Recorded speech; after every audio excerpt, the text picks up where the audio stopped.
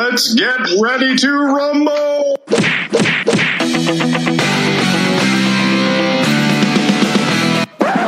Welcome to Boxing Unwrapped.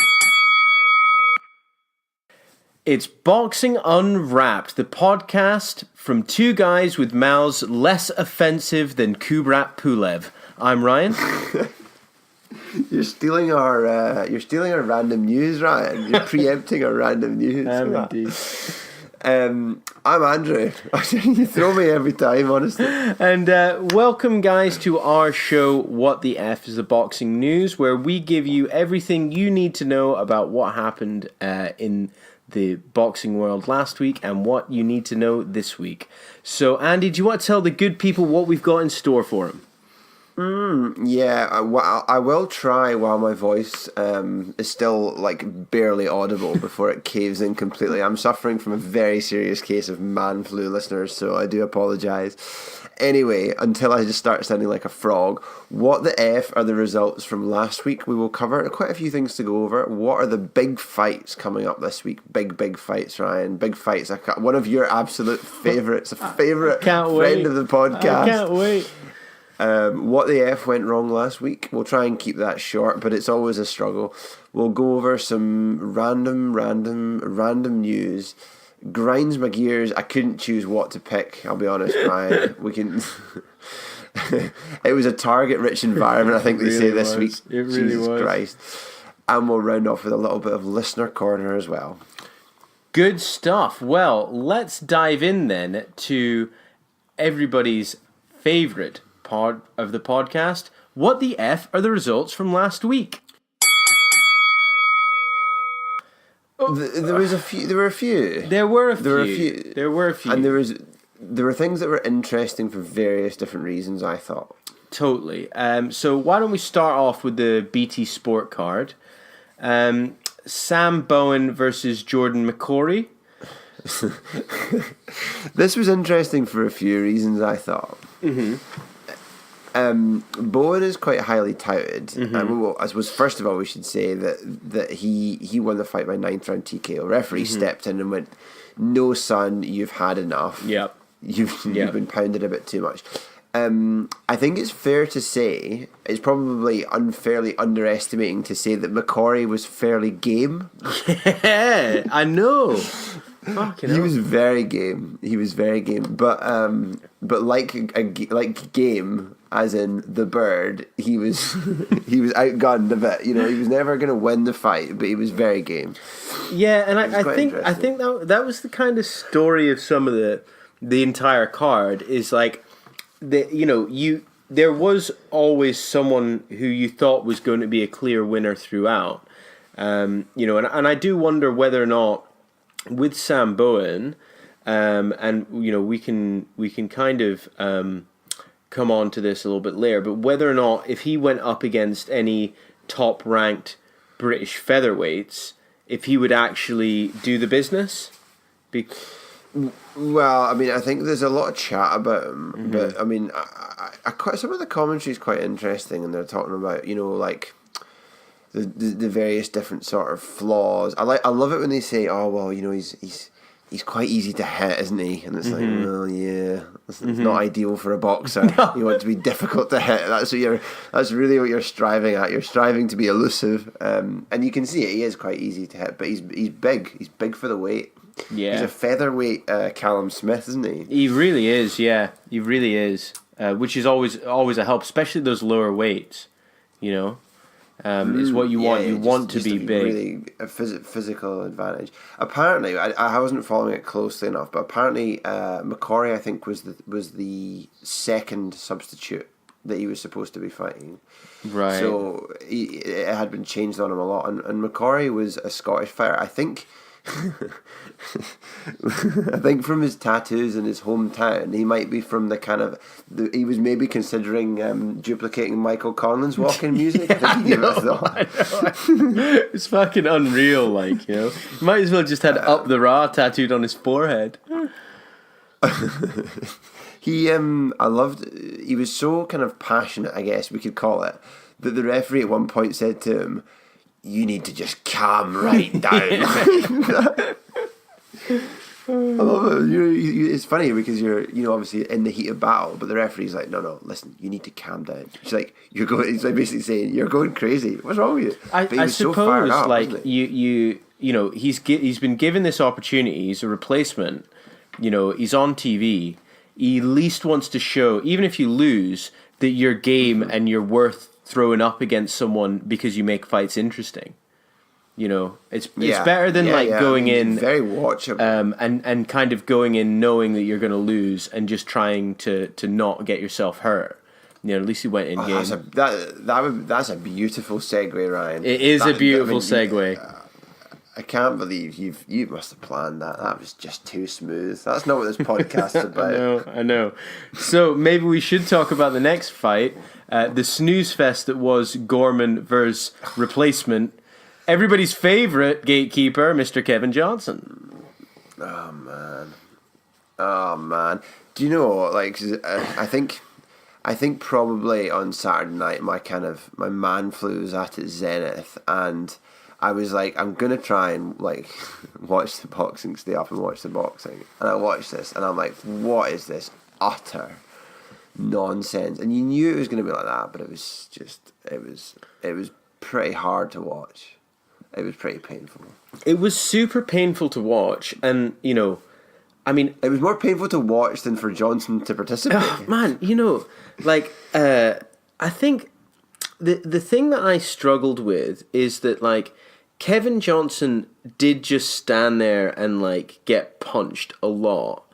I think he has a way of like, I think he deflects a lot. I think he gets punched a lot, but I don't think he gets hit clean a lot. No, which means that, he didn't kind of lose out. I mean, what they did say something quite interesting, which they said, like, if you see how durable he is against like a lot of these top rated heavyweights, and it kind of drives home the power that AJ has.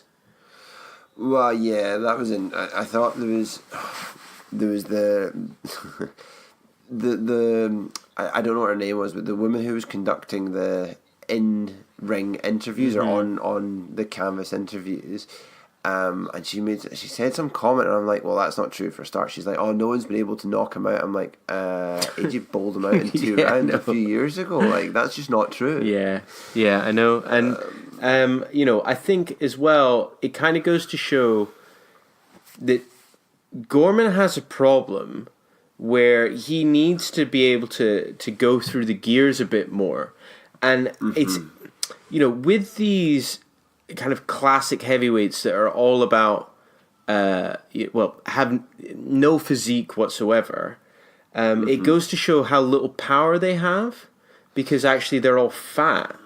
And they don't have the cardio fitness to then go, okay, well, actually, I'm going to step it up and knock this guy out. And he didn't really try to work the body too much. And it's very easy to look good against a totally static target. Yeah, I mean, he was hitting him at will, but I'm not convinced that Gorman's not going to get found out when he gets to a higher level, when he's in with people that can bang. That's my concern. But I mean, I'd have said the same about Fury, because he got knocked down relatively early in his career by not world-class fighters. Gorman, I don't think, has ever really been in trouble in his career. And but also, I mean, Fury is a freak of nature, and not only because of his size, but his fleetness of foot. Which makes him so difficult. Whereas Gorman, although he's got movement, it's nothing like a Fury movement. No, and like you say, he's not got this like enormous gigantosaur reach where he can be hitting you from the other side of the ring. He's not that tall. He's tall, but he's not that tall. Yeah. So I'm not sure. In the same way that kind of actually Hughie Fury's kind of been found wanting a little bit. Yes. Totally. I'm wondering whether that might be kind of Gorman's level. Yeah, I agree. Interesting. Very interesting. But I mean, it'd be nice to step him up. Totally, just to test him a little bit. Yeah, he's not fought anyone decent yet, or he's fought very few decent ones. He needs to fight someone who's gonna give him rounds in a more constructive, challenging way, not just give him rounds where it's like versus a punch bag. should we now talk about the most interesting fight of the evening? Sam Maxwell against Sabri Sidiri. Do you know? I listen to. I normally do in fairness, but the 5 Live Boxing podcast today, and they went on loads at the end of their episode this week about the Carl Froch Jermaine Taylor fight. Do you know what? They've obviously been listening to a very good podcast. Yeah, it's just I can't believe it. Like, this keeps happening. We keep doing things like actually, and it's verifiably in the future of them happening. Yeah, totally. It's just like, how does this work? You start playing the lottery. I know, man. But like, total Hollywood ending. I mean, Maxwell got found out that Sidiri was game from the start. However, I would say that it's he lost the fight because he was a fucking idiot. He had the fight in the bag, and then he's going around sticking his fucking chin out in the final round. He kind of deserved to get chinned. Like, a little bit of showboating because actually he was showing Sam Maxwell up a lot of the fight. And in many ways, Sam Maxwell was kind of lucky the fight didn't get stopped. I thought that. And I can't believe he was ahead on... Was he ahead on 2 of the judges' scorecards? That's, like, incredibly biased. Like, he should have been miles behind. Yeah, miles and miles and miles behind. If he'd won that fight on points without the knockout at the end, that would have been an absolute robbery. And now, just because it's a British fighter and they're fighting in Britain and it's a relatively low level, does not excuse what would have been an absolute robbery. Yeah. Because he get knocked down like 3 times in the fight. How can you possibly... Was it 3 times? I think it was 3 times. Yeah, it was 3 times. And there was one or twice who he's buzzed, yeah. Totally buzzed. As well, so like he shouldn't. I mean, he should have lost if it had gone to points, he should have lost on a backcountry mile. The difference we should say with the Froch one, although they were stopped in the last possible seconds after having clearly been losing the fight, was that Taylor was not showboating right before he was stopped. He was going, "Oh my God, get me out of here! Fuck, this guy won't stop punching me in the face." So there are some differences. It's not exactly like for like. Yeah. Cool. Maxwell's fairly highly touted. Yeah. I thought that actually he was unstuck. Like, he showed, like, if you put Sam Maxwell in a ring with Josh Taylor, he would be fucking destroyed. Mm-hmm. Different levels for now, but yeah, has he not got quite a long-standing like amateur pedigree? Is that thing? He does. Yeah, he does. But anyway, we'll see where he goes. But he was on the verge of getting stopped, and he should have lost the fight comprehensively. But anyway, Hollywood punch. Yeah, it'll help his career in terms of notoriety, I think. Sky Sports card: Charlie Edwards versus Angel Moreno. Someone else who likes a bit of showboating. Yeah, well, do you know, he did start... I think he got told off by his corner for showboating. Oh, did he? Yeah, he got told off by his corner during the fight for showboating, and I think it was because Angel Moreno, I think, tried to showboat a little bit, and he was getting fucking unstuck. I mean, he was game. He was trying to do stuff, but he was just totally outboxed by Charlie Edwards. I do rate Charlie Edwards. I think he's dangerous at his weight. I think he can do a lot more. He didn't really rush his work. The first few rounds, like, even though this Moreno was coming at him hard, he didn't he didn't become unstuck. He kept his head and just, used his boxing ability to kind of get out of it and dominate the fight, which was smart. And I think it shows that he's worthy of his belt. Yeah, and I think he's to be honest, it's not a division. Flyweight is not a division I know like a huge amount about. But there are, I think, some pretty. He won the belt off Rosales, didn't he? That's who he beat for the belt, and then. But there are a couple of guys who are sort of generally regarded to be better than him. There's some big fights there if you could fight one of them. But anyway, he's certainly got the self-belief in spades, and he seems to pretty super accomplished fighter. So Yeah. but it was a bit of a it was too, it wasn't competitive enough, really, was it? No, but it was a voluntary defense, and Moreno is ranked 14th. So I mean, he's going Wilder style. well, I It's guess Wilder it's within style. his right to do it. To take the voluntary Yeah, of course defense. it is. So why go a difficult route when because I think the Rosales rematch is something that has been talked about.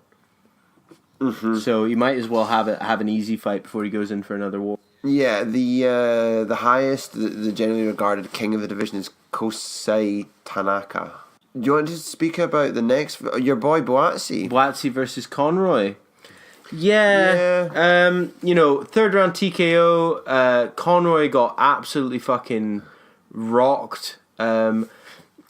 I thought it was interesting because Conroy looked game to start with, and was thrown back, was testing Boatsi, but it just seemed that Boatsi managed to kind of rock him really quick. I don't know whether or not I would have given Conroy another go. He seemed to, from his second knockdown, he came up very, very slowly. So I don't know whether or not he just wasn't down for the fight to get back up, or if Boatsi absolutely fucking rocked him. Is he only like 10 fights in or something? Yeah. But again, he's one of the ones that's got a very high pedigree. He's an Olympian, isn't he, in terms of his amateur pedigree? So he's got like high expectations and stuff. But I don't know. There's a lot within the division within the UK. You've got him on one side, and then I guess a bit further along you've got Yard, who's a couple of years older only, but a bit further along professionally, but does not have anywhere near as he keeps telling everyone, does not have anywhere near the amateur pedigree that Boatsi does. But somehow Yard's getting a title shot. Well, it's funny because neither of them have really fought anyone of any note. I think Yard has a couple of the guys on Yard's record are marginally better, but they're both. Yard has definitely not fought like a kind of worldly kind of top 10 guy. Then Ritson's comeback fight against Benitez.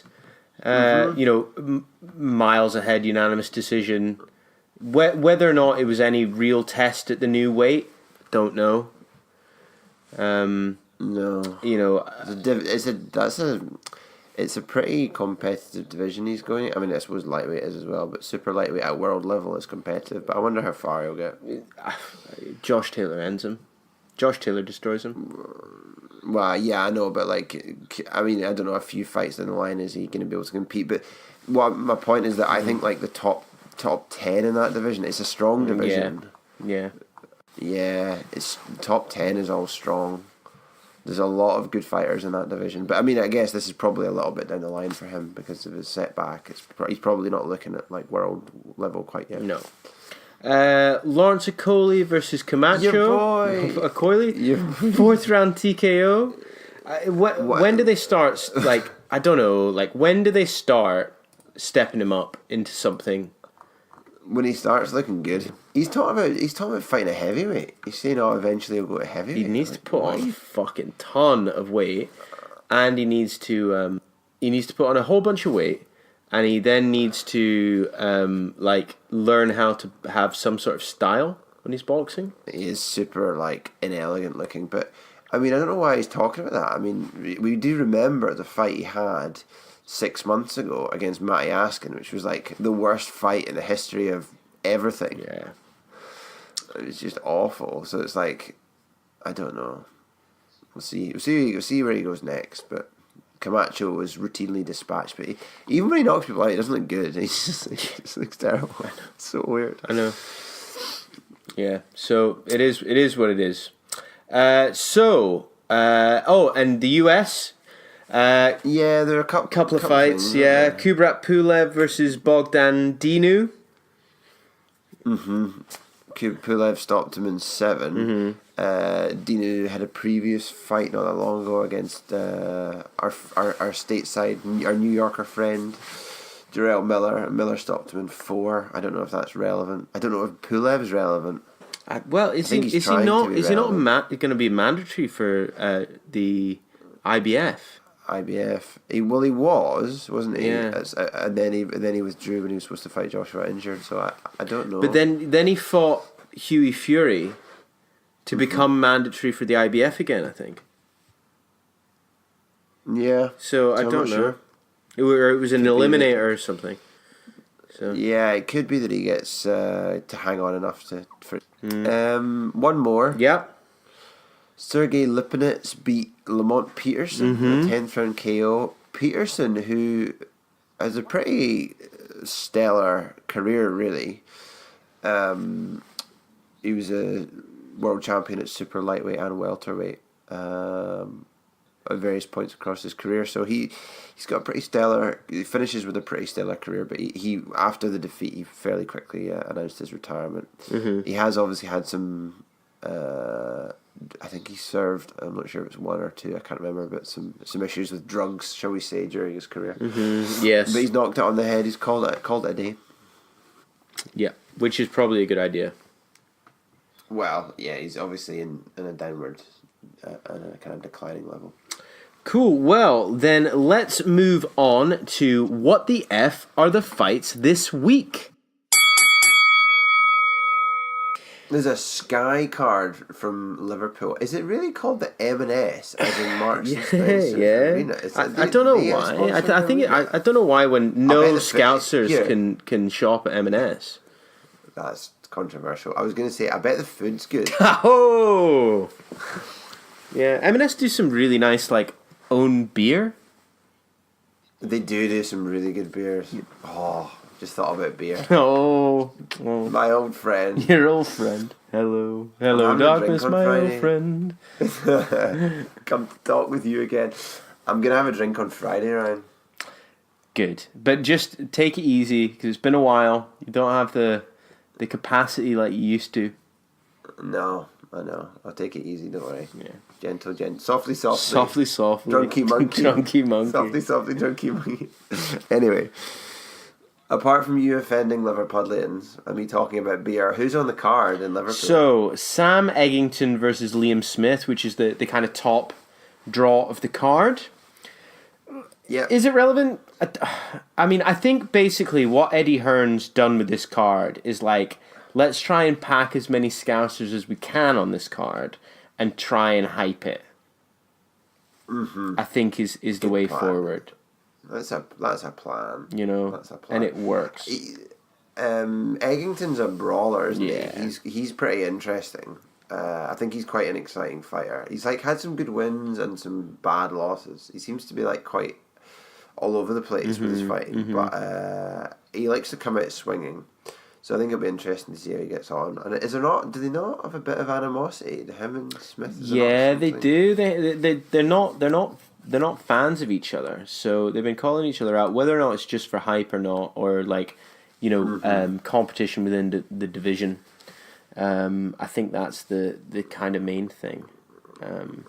I think it might be quite interesting. Do you know what? I think this card actually, for a night in front of the boxing, I think it could, non-pay-per-view, I think it'll be interesting. And Sky usually throw all the undercard on Facebook Live or YouTube Live. Early stages, good point. So you can definitely watch that for free, and some of the undercards are usually quite good. So, yeah, fair point. I'm tempted. I won't be able to watch it because I'm not here, but I would do actually. Otherwise, right. That's a shame. That is a shame. I don't feel that's genuine. No, it's a shame. It's a shame. Okay.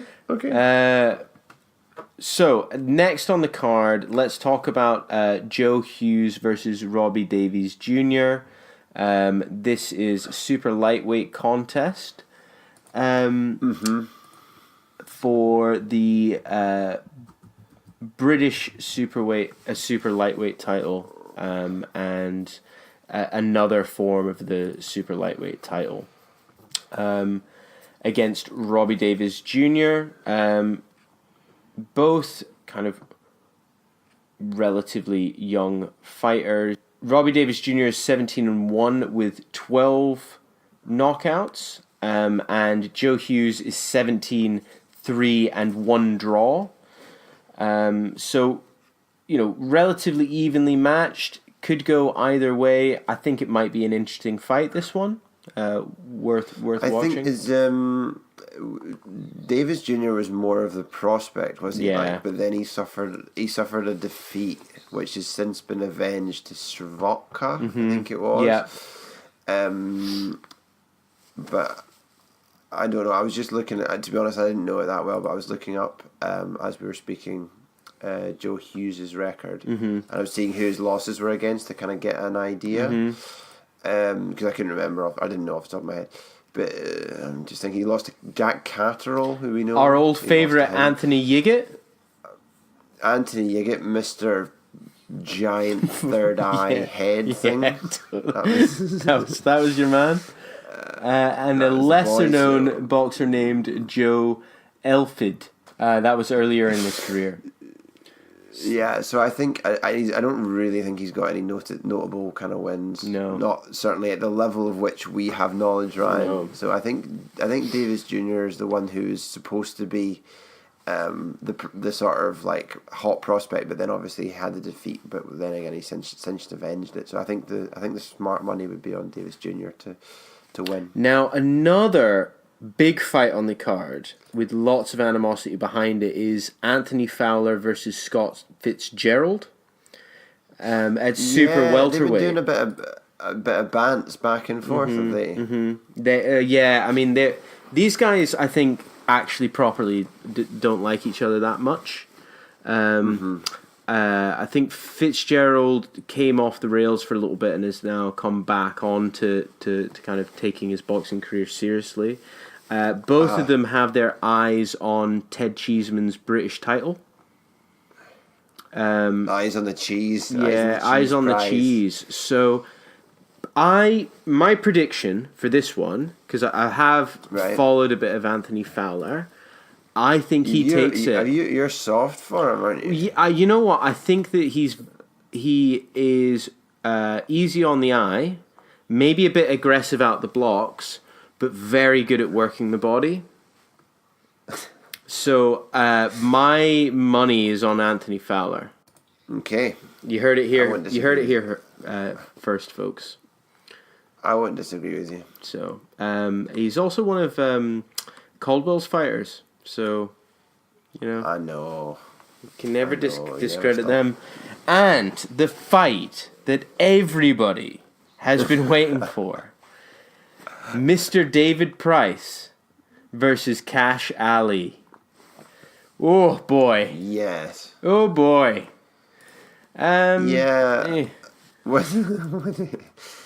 Cash Ali's not got any decent wins on his record, does he? Oh no, he doesn't. No. He's but he's unbeaten, but not with any decent record. Yeah, he's not with. He's unbeaten, but you wouldn't know any of the people that he's beaten, if that makes sense. This is definitely the biggest stage that he's fought on, and this would be the biggest scalp that he would have taken. I think that this has to be a turning point for David Price. If he come on, Ryan. If he say that, I do say it every time, right? But this time, everyone says it every time. If he loses against the 27-year-old Cash Ali, David Price is now 35. He's not a prospect anymore. He's on the slide. His record is patchy at best.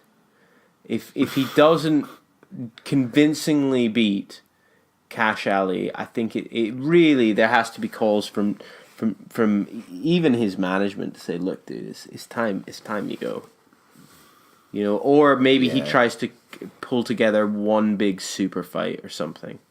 Make some money. I think it's hard to make a case for him being relevant if he loses the fight. I don't think he will, though. I think he'll be able to beat this guy. We've heard stranger things. We have, and Price is always vulnerable. Take him into the later stretch. Mm-hmm. That's all you need to do, and he'll blow himself out. Mm-hmm. Yeah. Anyway, Yeah, no, it's quite an interesting card actually. I'm actually a bit annoyed about missing this. I think the Fowler Fitzgerald fight would actually be really quite interesting as well, especially with the edge. Like I love a bit of edge. Love a bit of edge. Good, Yeah. So Good. Yeah, good stuff. So there's an untelevised fight from Spain, which is surprising because in Spain they do not like boxing.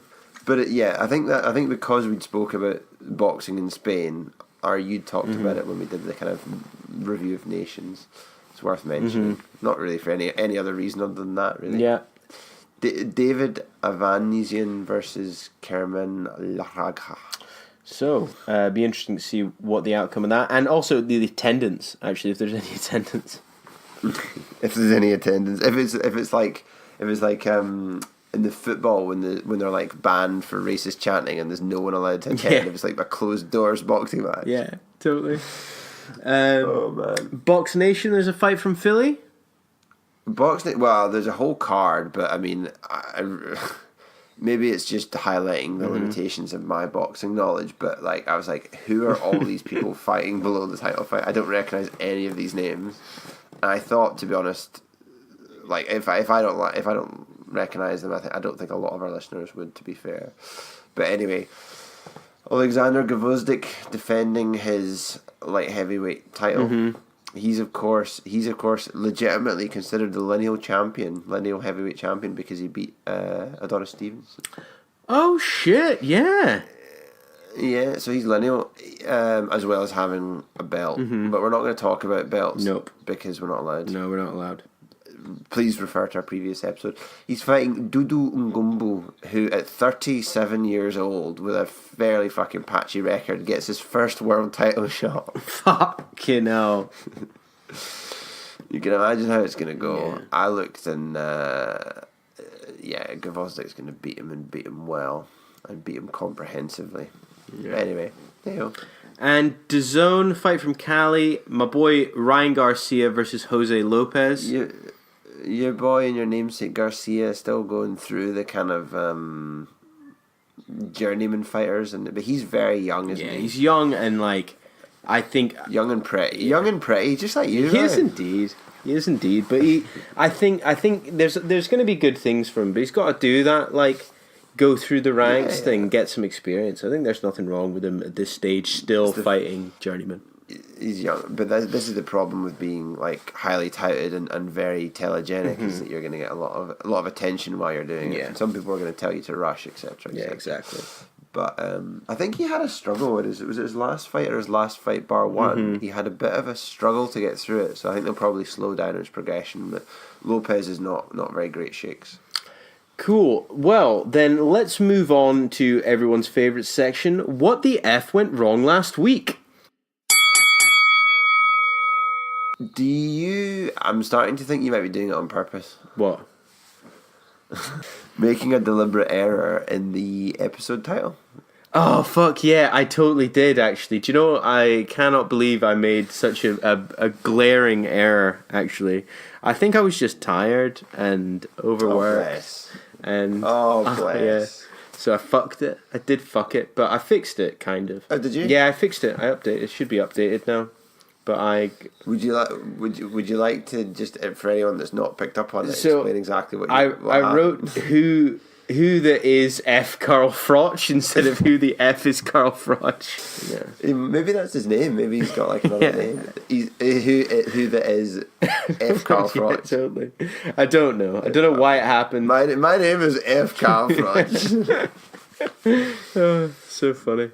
So funny. Do you know, because we were talking about him obviously in the episode last week and about how he had very limited notoriety pre Groves rematch. Yeah. Even in Britain, no one knew who the F he was. Yeah. So apparently, in the build up to the fight with Jermaine Taylor, I thought it was quite funny. He apparently said at various points he would just turn around and ask, "Who's Carl Froch?" That's great. Great quite chat. good. It's great chat. But it's true. We know now. We know now.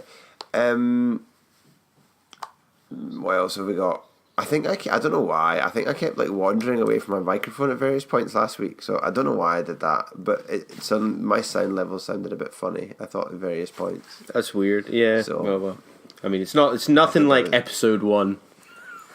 It's nothing like it.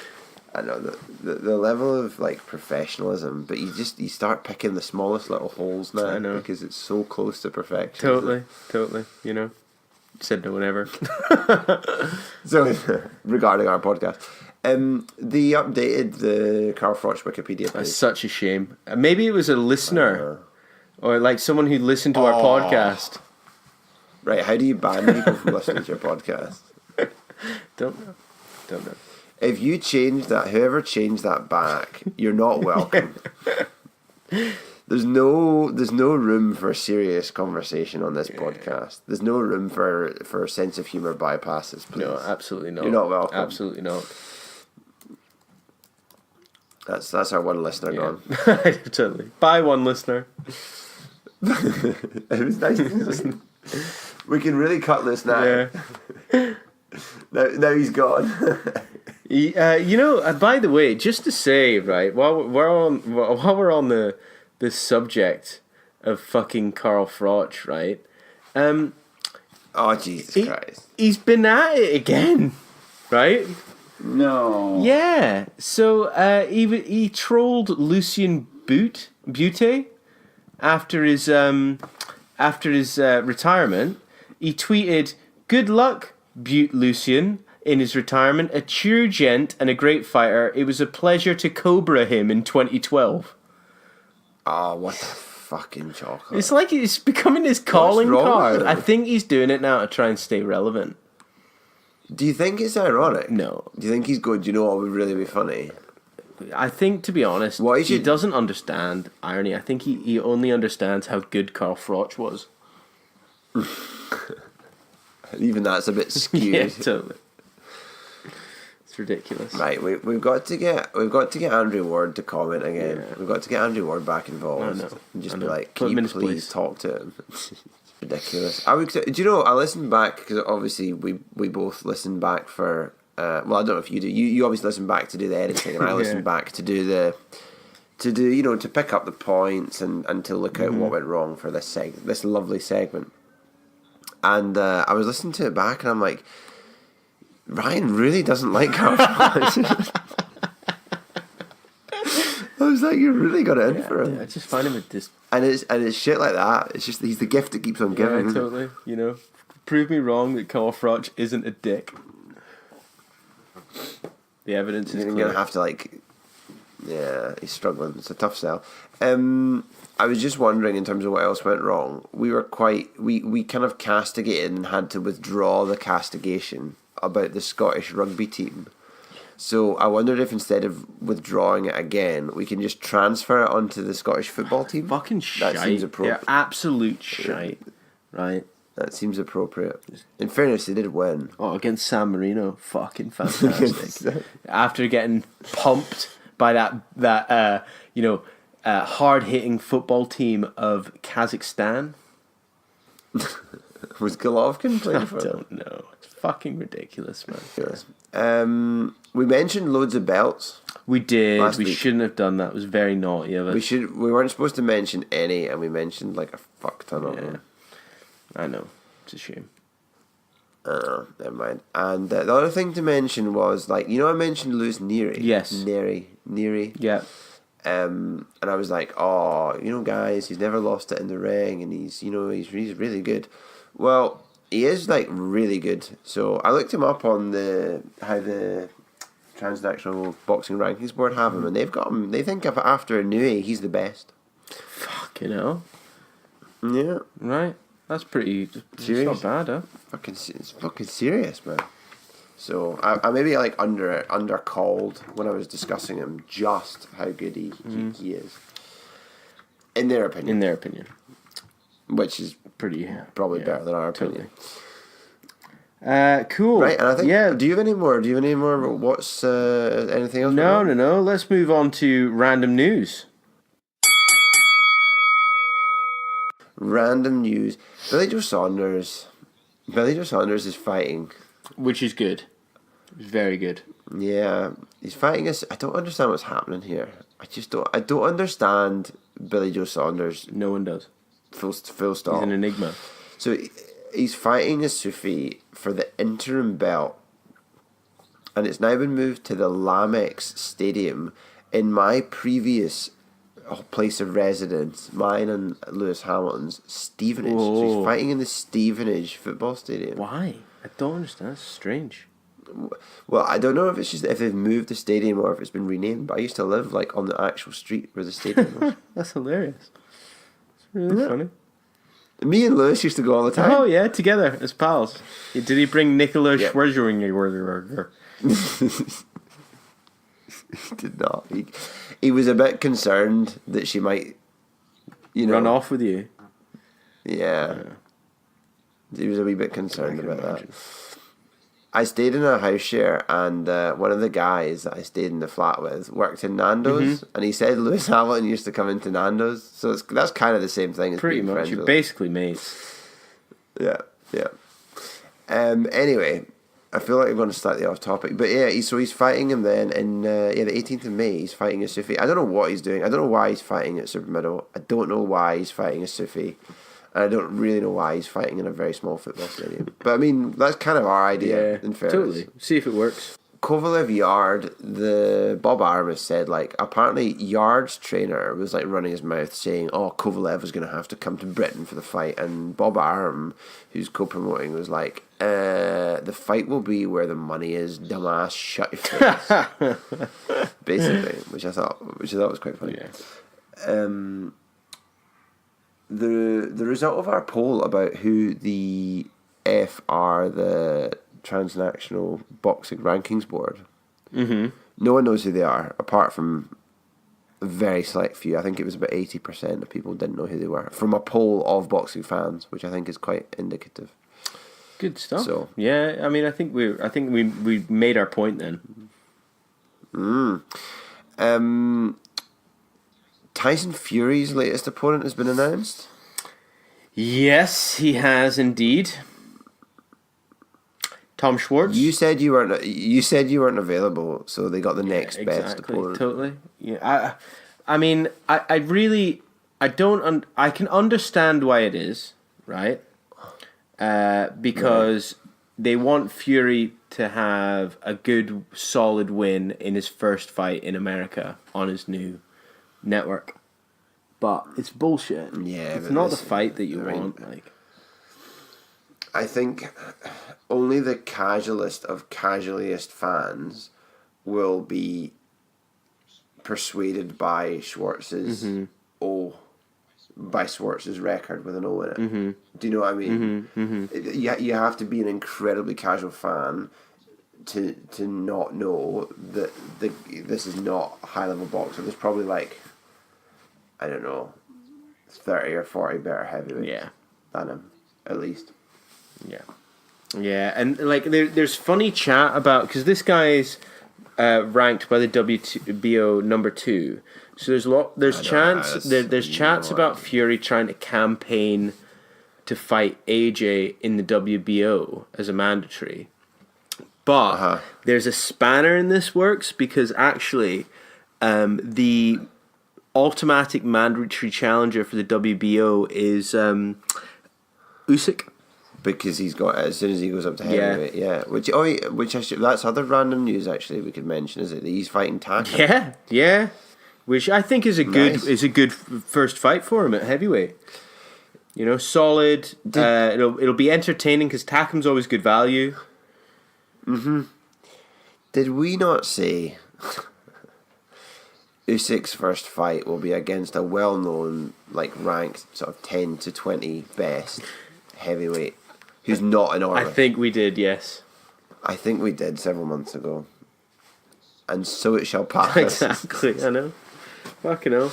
It gets boring. It gets boring right all the time. But that is interesting, but I don't know.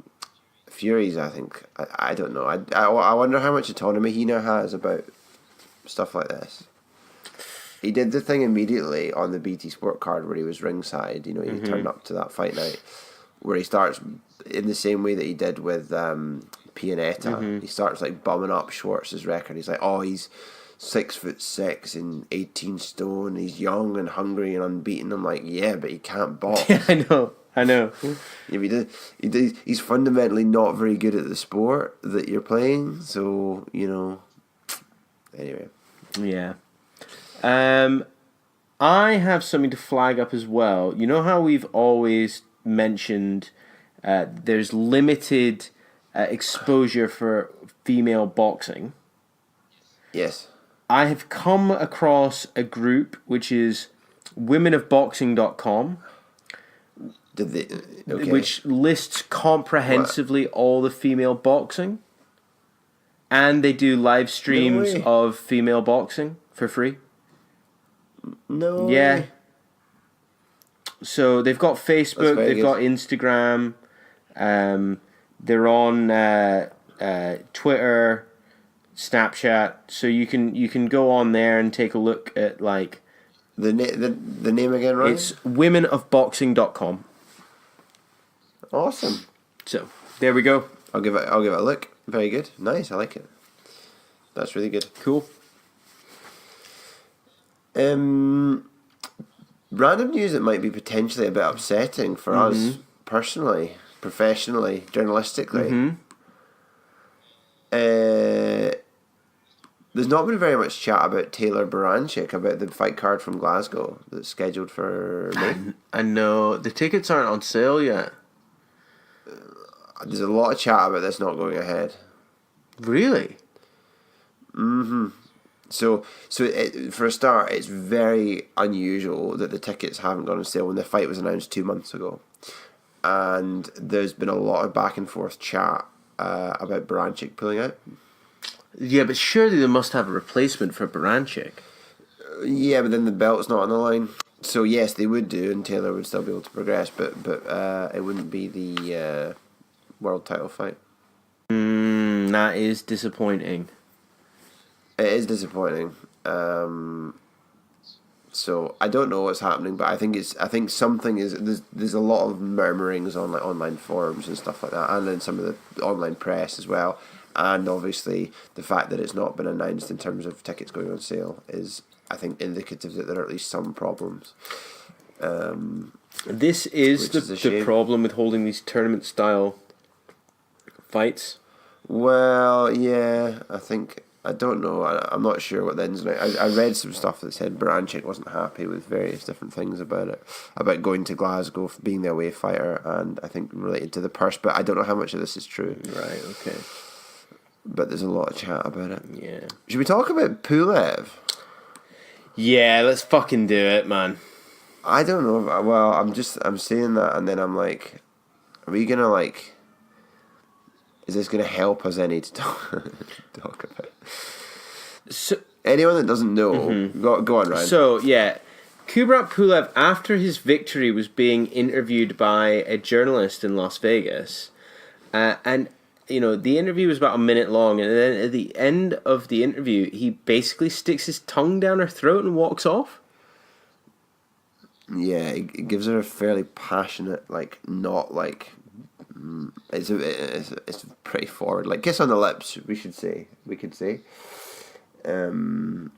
It's just odd. It's really Super odd. Like, I'm surprised that there hasn't been some sort of police report about it. It's very strange. Well, like, I don't know what would possess him to do it. So there's been a couple of things that I read have come out about it. One is that apparently they're quite good pals. Like, she's not a random journalist, so apparently they are quite good friends. Okay. Although I'm not sure that makes it a whole lot better. I mean, you think it's kind of like, is this how she wants to be seen to be interacting with people she's interviewing with? I don't know.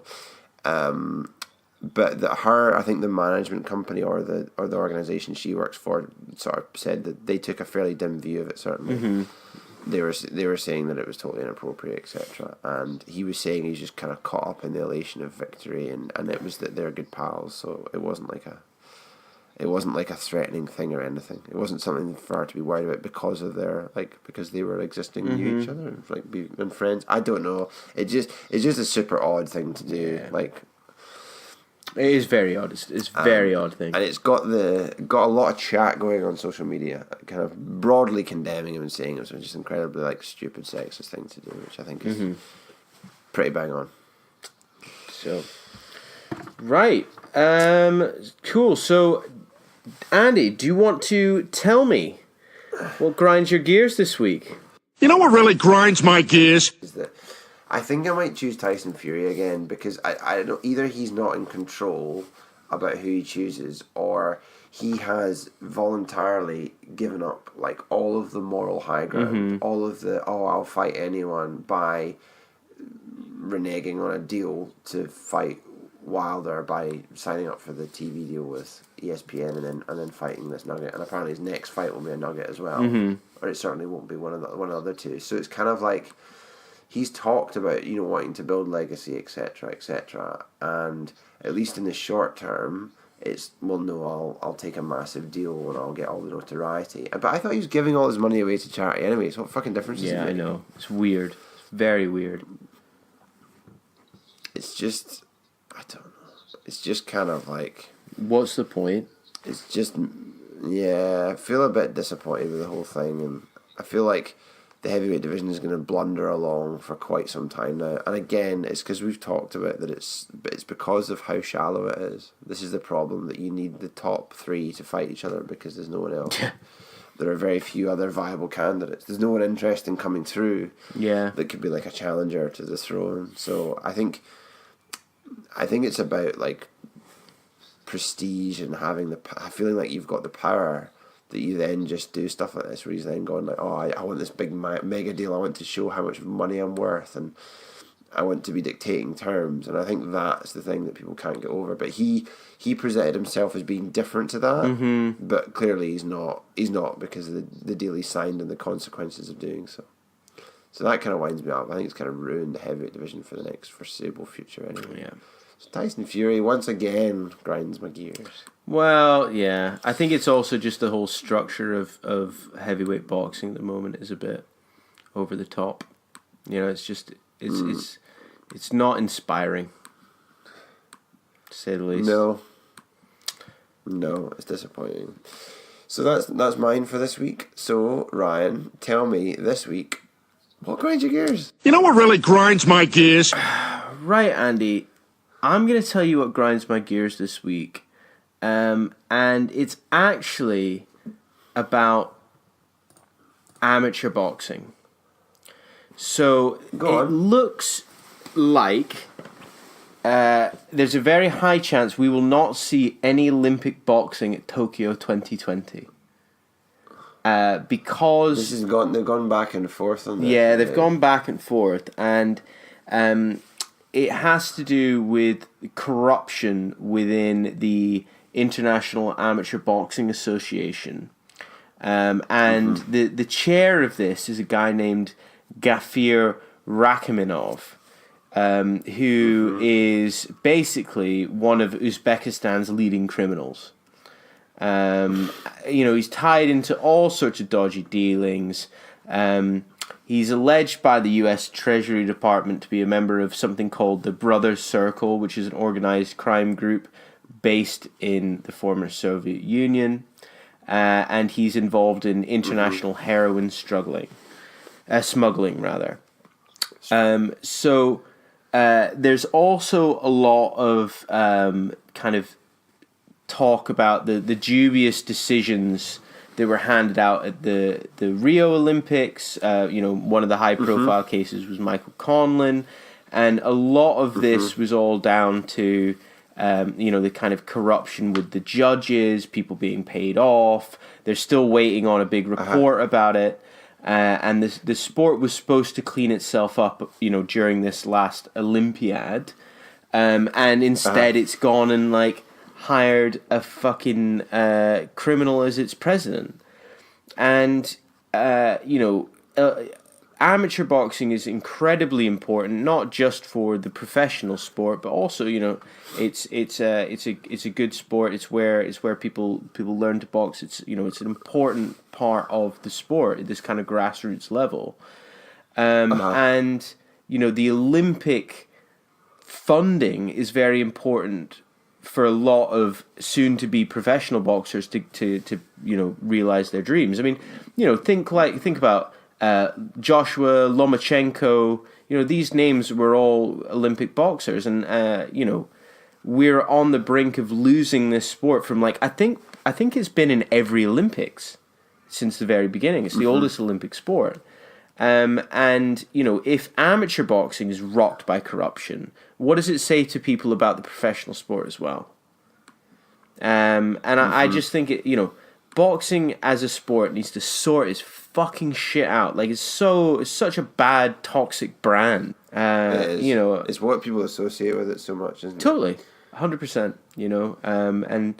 And it just really grabbed my gears reading that this week, to be honest. It's not been totally confirmed, though. There's still a chance. There's still a chance, yeah. There's still a chance, Maybe he'll pay someone off.